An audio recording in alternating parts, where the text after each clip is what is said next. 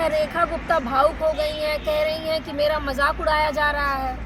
देखिए, बीजेपी में बहुत अच्छे अच्छे विद्वान पड़े हैं। इनकी विद्वता का पूरी दुनिया कायल हो गई है। मैं यूएनओ में सिफारिश करूंगा कि रेखा गुप्ता को जो है नोबेल पुरस्कार मिलना चाहिए और परमवीर चक्र भी मिलना चाहिए भारत सरकार से। मैं राष्ट्रपति से भी सिफारिश करूंगा। गजब की विद्वान मुख्यमंत्री, दिल्ली वालों की पसंद का भी मैं कायल हूँ। जो कांग्रेस की असेंबली में बम्बाट करा दे रही है। बताइए, दिल्ली यूनिवर्सिटी की पढ़ी लिखी महिला और मूर्खता भरा बयान क्या कह रही है कि भगत सिंह, पंडित राम प्रसाद बिस्मिल, सुखदेव ये लोग कांग्रेस की पार्लियामेंट में मतलब विधानसभा के सदन में बम्बाट किए थे, आवाज नहीं सुन रही। जबकि हकीकत ये है कि ब्रिटानिया गवर्नमेंट की वो असेंबली थी, वहाँ बम्बाट किया कि अंग्रेज सरकार, ब्रिटानिया सरकार आवाज नहीं सुन रही थी। तो इतनी बड़ी विद्वान है।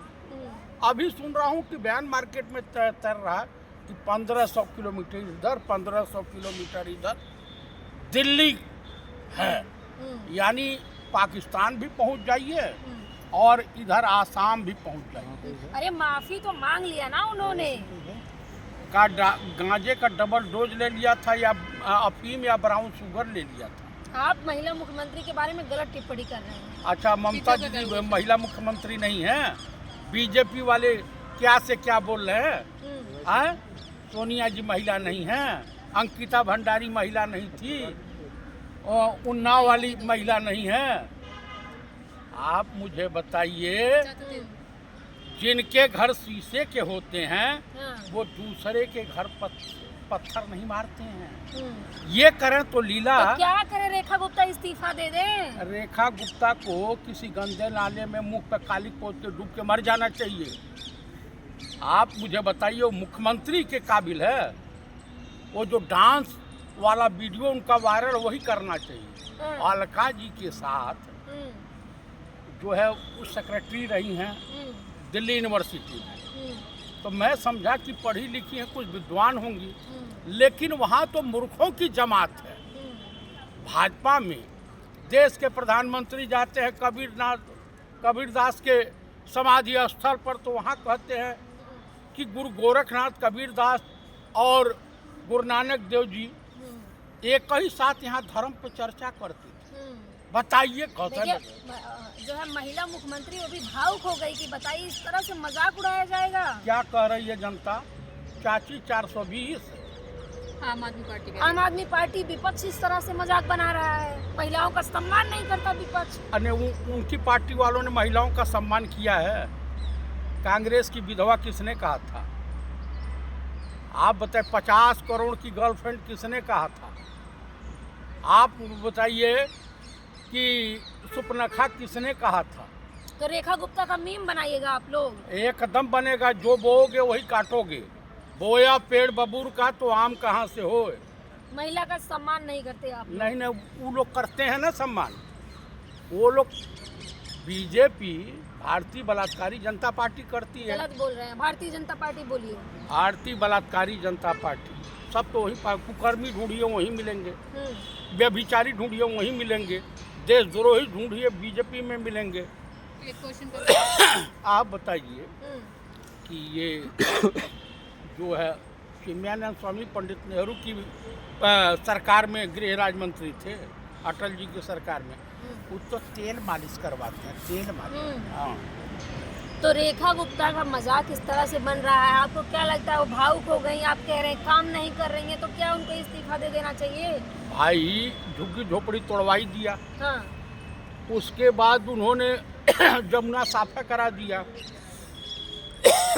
हिंदू बेचारे, बांग्लादेश के हिंदुओं के लिए तो ये लोग बड़ा चिंतित रहते जी। लेकिन इंदौर में हिंदू मर गए जहरीला पानी पीकर। जहरीली हवा यहाँ दिल्ली में बह रही है। आप मुझे बताइए कि जहरीला पानी पीकर, जहरीली दवा बीजेपी सरकार में बंट रही है, तो गजबे की लीला है ना।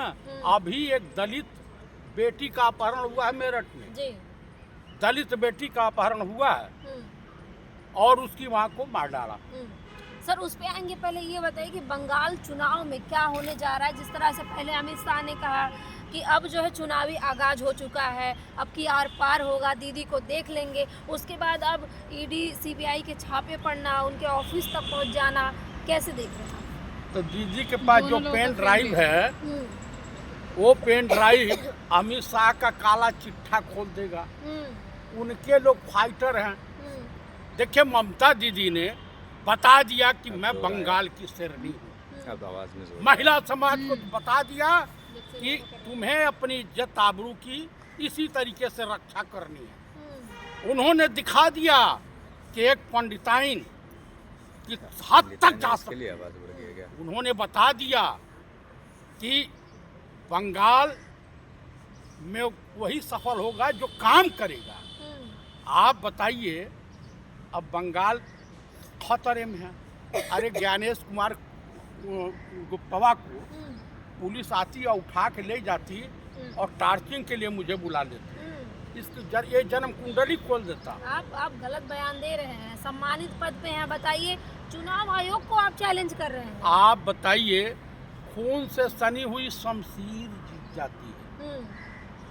सारे विपक्षी हार जाते हैं और बीजेपी सरकारी मशीनरी का दुरुपयोग करके और चुनाव आयोग के सहयोग से चुनाव जीत जाती है। बिहार में प्रमाण है, कर्नाटक में, महाराष्ट्र, हरियाणा, ये प्रमाण है। वही खेला जो है आपका यूपी में भी होगा।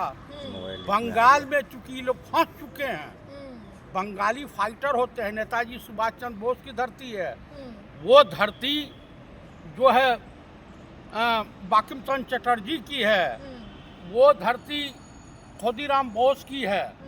तो यहाँ इनकी दवाई हो जाएगी। अमित शाह तैयार है चुनावी मैदान में तड़ी पार बिना सुरक्षा के बंगाल चले जाएं। बड़ा मर्द बनते हैं ना, चले जाएं।